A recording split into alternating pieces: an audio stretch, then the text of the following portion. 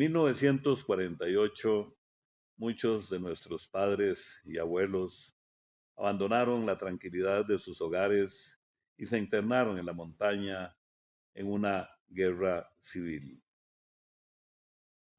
Los dos bandos, cada uno con sus ideales, unos luchaban por la conservación o la preservación de las garantías sociales y el código de trabajo, y otros, los contrarios, luchaban por la pureza del sufragio.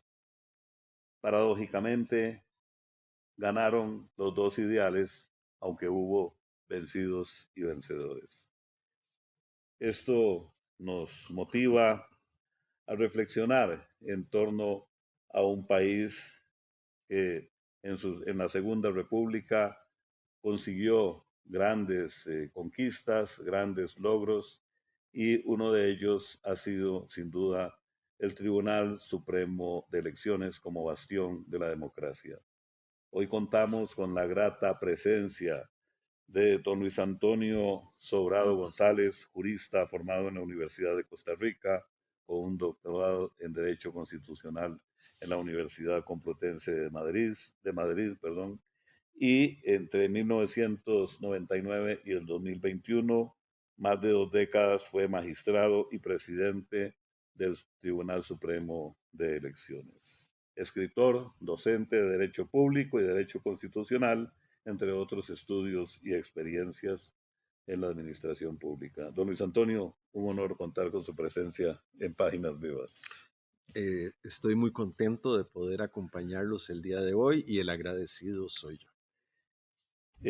Comentábamos antes de iniciar el programa de que cuando don Luis Antonio eh, renuncia a la presidencia del Tribunal Supremo de Elecciones, de algún modo cundió el temor entre sectores amplios de la población por lo que ha significado su participación, su beligerancia en el tribunal, en la salvaguarda de ese sagrado derecho constitucional de una democracia como la costarricense.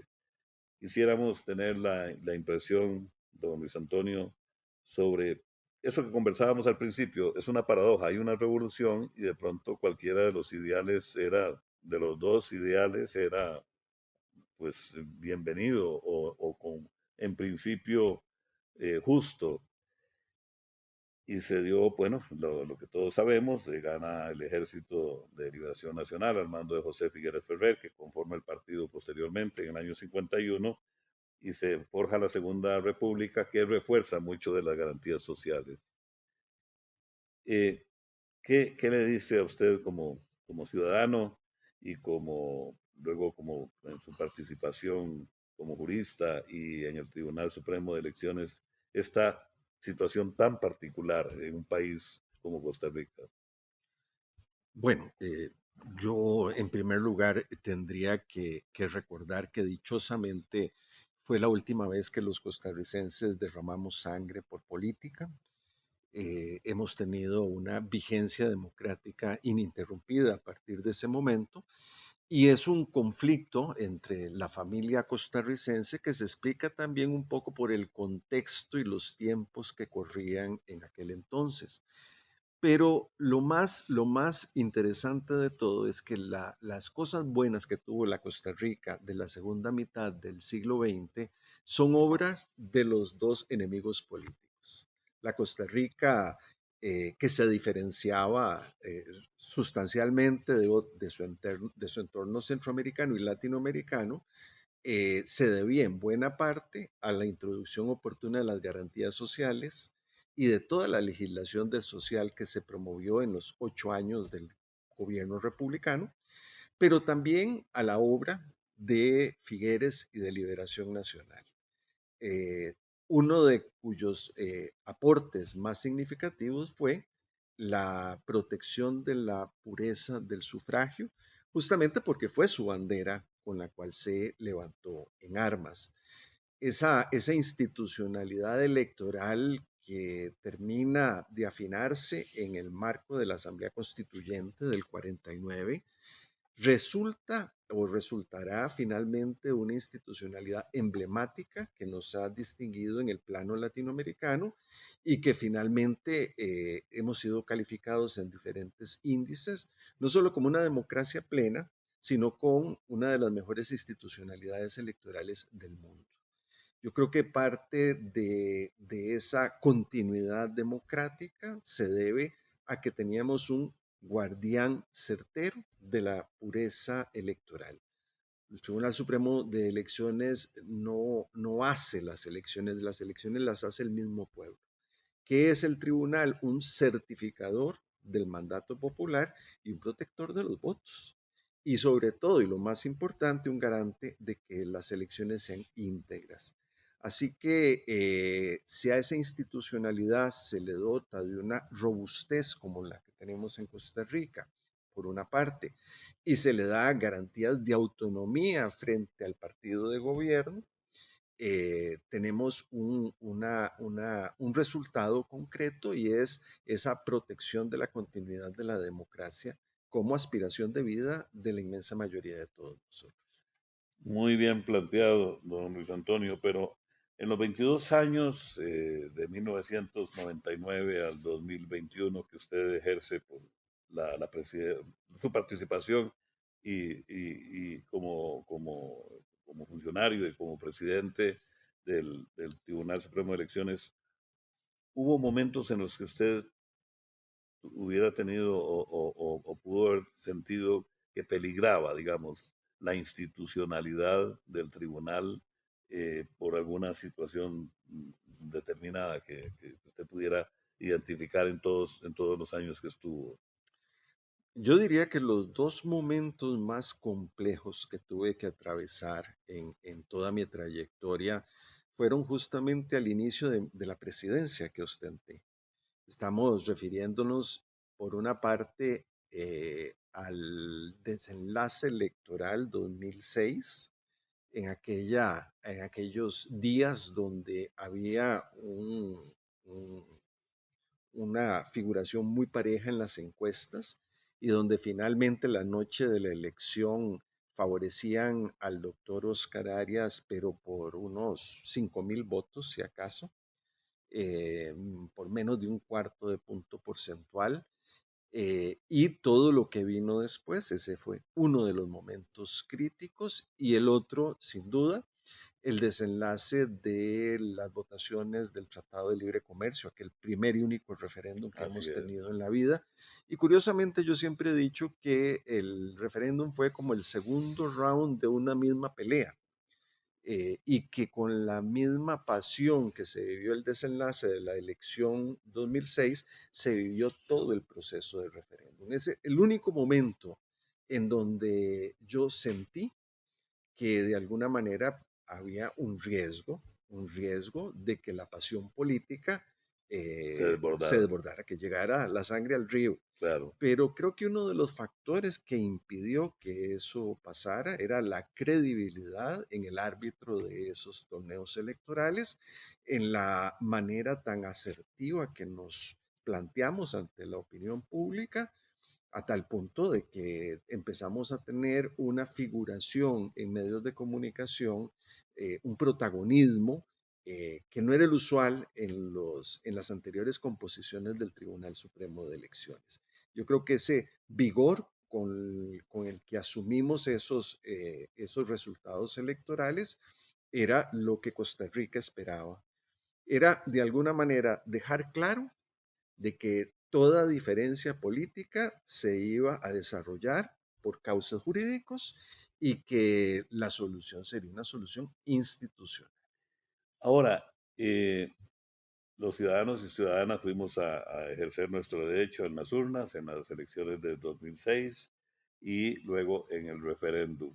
Pero para ustedes fue como organizar dos campeonatos, hablando de fútbol, dos campeonatos mundiales en cuestión de un año, es decir, dos torneos de envergadura, de lo que significa organizar unas elecciones y todo el trabajo del tribunal en muy poco tiempo. ¿Cómo fue operativamente, cómo usted como jerarca, cómo sintió que enfrentaron la situación?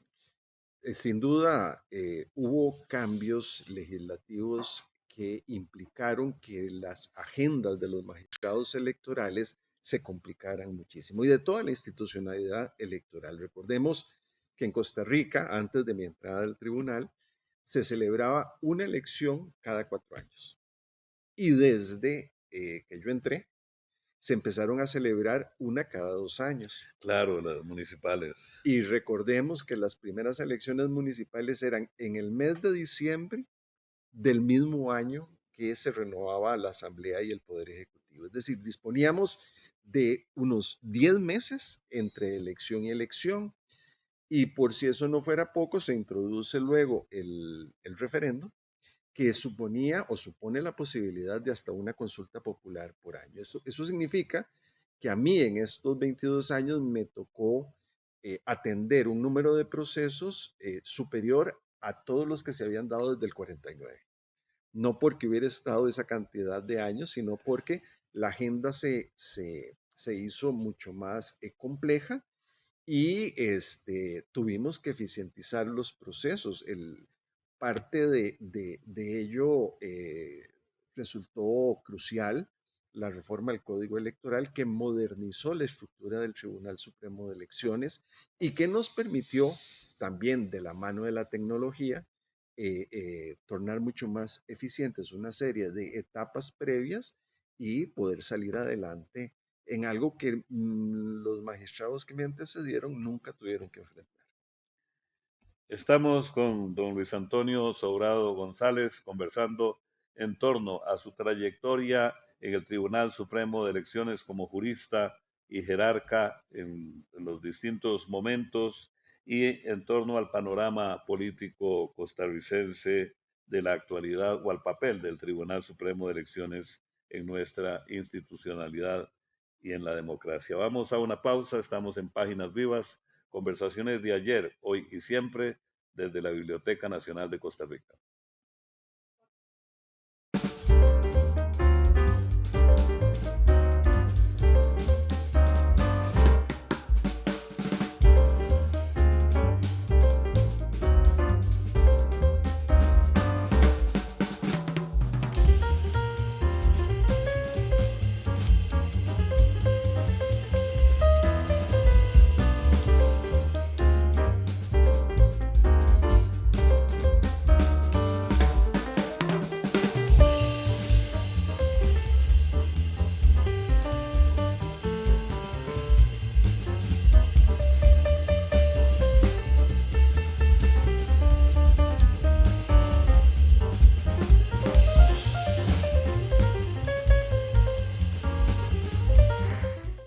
Continuamos en Páginas Vivas, conversaciones de ayer, hoy y siempre, desde la hemeroteca de la Benemérita Biblioteca Nacional de Costa Rica.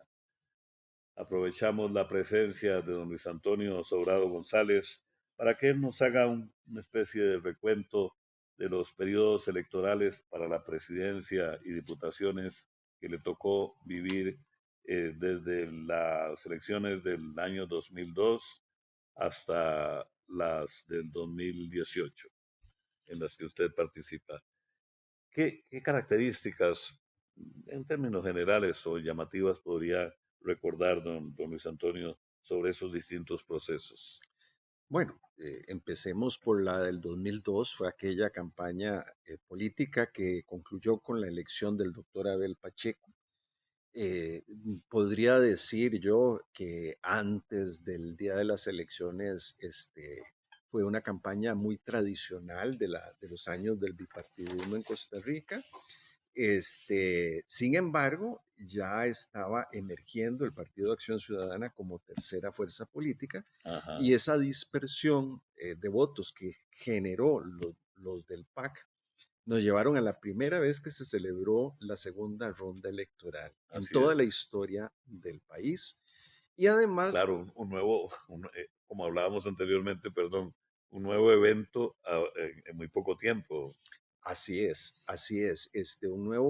una situación desconocida para la cual no había experiencia, pero tampoco había normas ni reglamentación, solo teníamos la norma que nos obligaba a organizar la segunda ronda y eso nos puso a correr correr a definir una serie de pautas que habría que seguir de cara a la segunda ronda electoral y dichosamente todo salió conforme fue planificado. Entonces, es una elección que yo recuerdo por las carreras de la primera, segunda ronda electoral y a mí me correspondió hacer una resolución donde se fijaban los puntos clave de la organización de ese proceso y dichosamente todo resultó como debía de ser y tuvimos pues ese último gobierno de la Unidad Social Cristiana. Así es. Luego en 2006, el doctor Oscar Arias gana su segunda ocasión, ¿verdad? Sin duda, una elección donde estaba muy presente la figura de don Oscar, Premio Nobel de la Paz, un personaje clave en la solución de la guerra en Centroamérica, del plan de paz que obtuvo hasta el premio Nobel correspondiente. Y sin embargo, una época donde ya había una ruptura clara del bipartidismo. Tan es así que en la segunda ronda electoral, que pareciera que se llegó para quedarse, eh, perdón,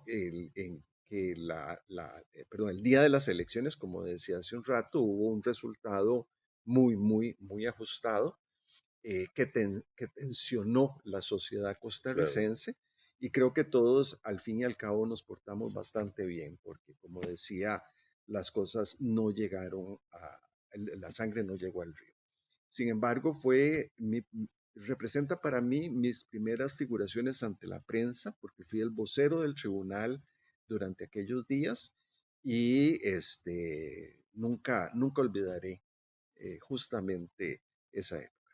Ahora, en el plano ya personal, don Luis Antonio, que podemos compartir, usted lo retrata muy bien y siempre mantuvo justamente su posición, la figura institucional, pero, pero me imagino que les costó dormir en algunas noches o no. Sin duda, es serenidad y fuerza a la vez, ¿verdad? Esta es tal vez la clave para enfrentar esos momentos difíciles, transparencia a la hora de comunicar y garantizar esa imagen de imparcialidad donde no basta hacerlo, sino que había que evidenciarlo. Claro que dormí mal en esa época, hubo mucho sacrificio familiar. Recuerdo que un día tuvimos que tener una reunión de emergencia con gente de la prensa a la medianoche. Salir Claro. de la cama, vestirse y atender gente de la prensa porque había que apagar un incendio. Así que fueron momentos muy intensos los de aquello, pero creo que ese sacrificio de todos los magistrados y lo de los demás funcionarios tuvo la recompensa y la recompensa es un feliz desenlace. Y les correspondió también a ustedes como grupo institucional el hito del 2010 cuando asume la presidencia de la República o gana las elecciones la señora Laura Chinchilla Miranda, primera mujer que ejerce la presidencia de la República.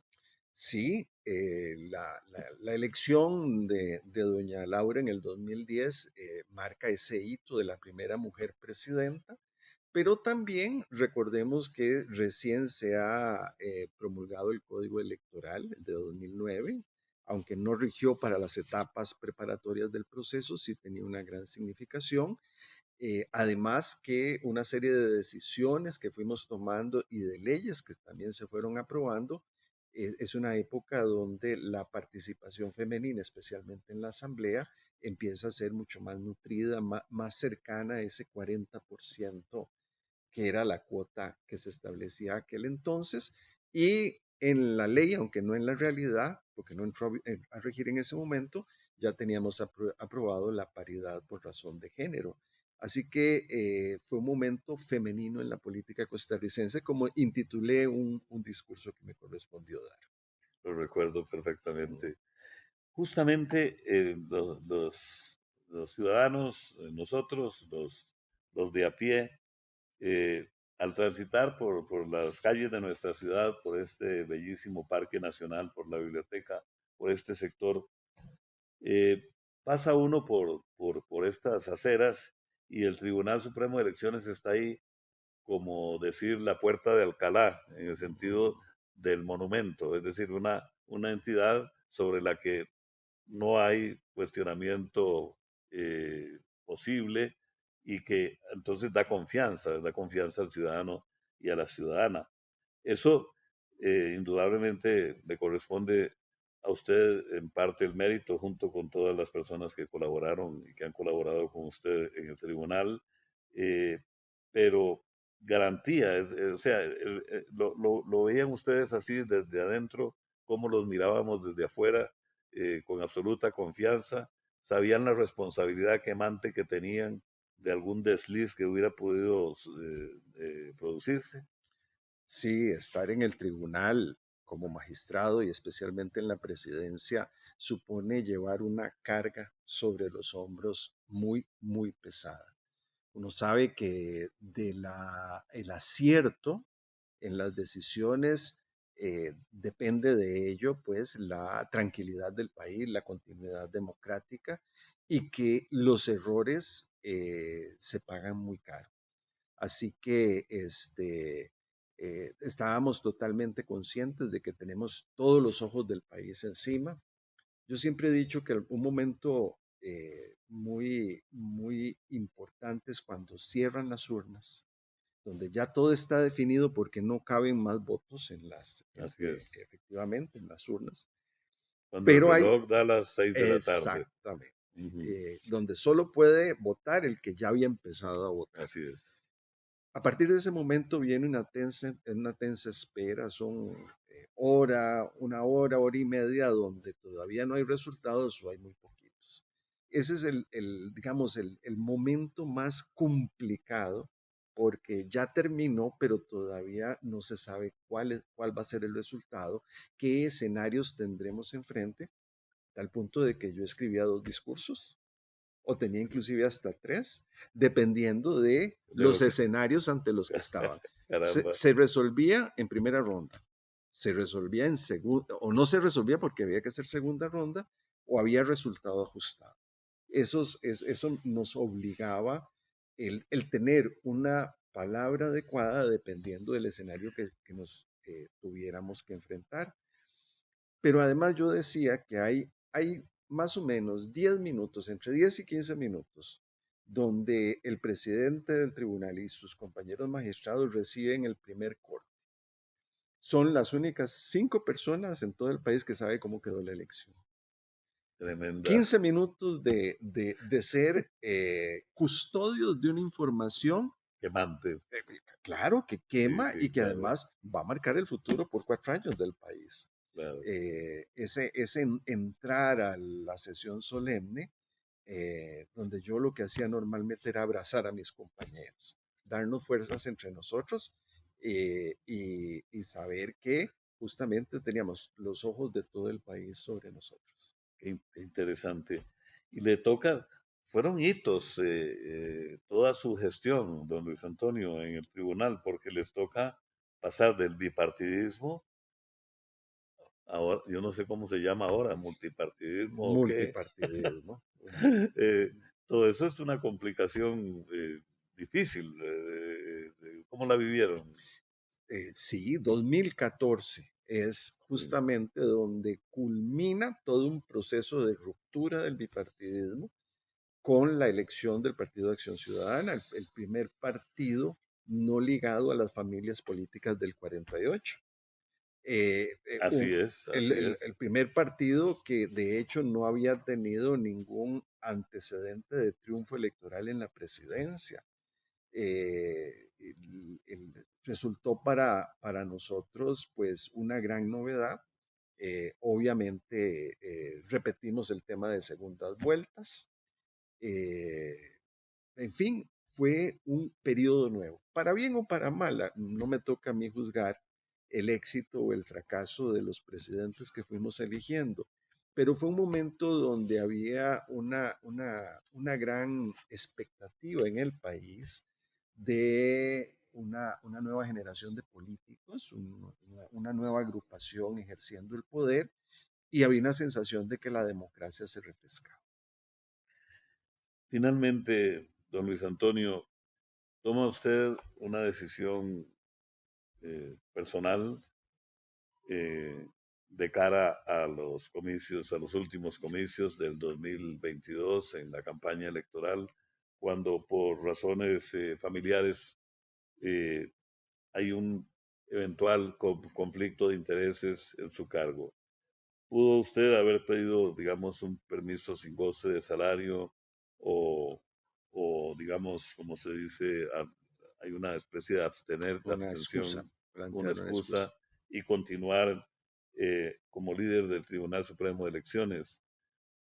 ¿Qué pesó en su decisión para digamos que, para optar por el retiro en, en salvaguarda de la institucionalidad? Eh, fue una decisión muy difícil de tomar. Yo me Ujú. sentí como que estaba en un callejón sin salida.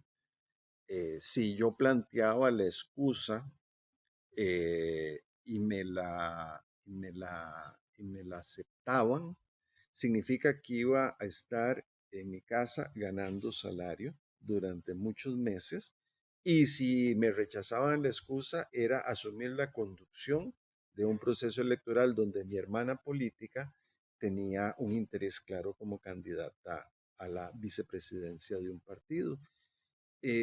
Un amigo eh, que fue jerarca de una organización electoral de América Latina, decía que los organismos electorales no solo administramos procesos, sino también administramos lo más importante, confianza. La confianza en el organismo electoral es su principal activo y ese activo que cuesta mucho alcanzarlo, al tribunal décadas, se puede perder por una metida de pata en 2 segundos. Yo no quería ser el responsable de destruir esa confianza, de abonar a una serie de voces minoritarias, pero muy virulentas, que siguen estando en redes sociales y que este proceso electoral, que lo atisbaba yo como un proceso electoral muy, muy complejo, fuera perjudicado, fuera lastimado por mi deseo de mantenerme en el organismo electoral. Creo también que ya me había llegado la hora. Yo no pensaba renunciar en ese momento. De hecho, tengo derecho a pensión hasta el año entrante. Pero de alguna manera yo ya me percibía en una etapa final de mi carrera electoral que tuve que adelantar por 2 o 3 años. Pero creo que fue un gesto que valió mucho. Yo creo que ese gesto de personas que ocupan jerarquías altas del gobierno, que sean capaces de sacrificar el interés personal por el interés de la comunidad, es algo que vemos poco. Vemos en otros niveles, pero en altos niveles son gestos extraños. Y yo creo que había que dar el ejemplo. Me tocaba. Creo interpretar, don Luis Antonio, el sentir general de todos mis compatriotas en este programa desde una institución sagrada como la Biblioteca Nacional, eh, el agradecimiento que sentimos por su decisión, por dejar de lado sus intereses inmediatos, particulares, en salvaguarda de la institucionalidad. Eh, de verdad que creo reunir el criterio de muchísimas personas al agradecerle ese gesto que tuvo usted. Muchísimas gracias y creo que la familia costarricense está tranquila porque ahí se quedaron estupendos compañeros magistrados y una institucionalidad sólida capaz de asumir los desafíos de la democracia por mucho tiempo más. Queremos comprometerlo para una próxima ocasión, conversar sobre sus intereses particulares ahora, sobre la vena literaria, sobre el fútbol no, Ah, ah, ah, ah. como guardameta no, pero bueno, su visión de ciudadano de esta vida costarricense, pues que tanto respetamos y que tanto deseamos preservar. A lo largo del programa han visto ustedes páginas vivas de la Hemeroteca Nacional, de la Biblioteca Nacional, con las distintas campañas electorales desde los años 70, 80 hasta la actualidad. Como ilustración y como respaldo de esta conversación con don Luis Antonio Sobrado González. Muchísimas gracias, don Luis Antonio. Un gusto estar en tan bello espacio. Muchísimas gracias. Y a ustedes también muchas gracias. Les esperamos desde la Biblioteca Nacional en nuestro próximo Páginas Vivas, conversaciones de ayer, hoy y siempre.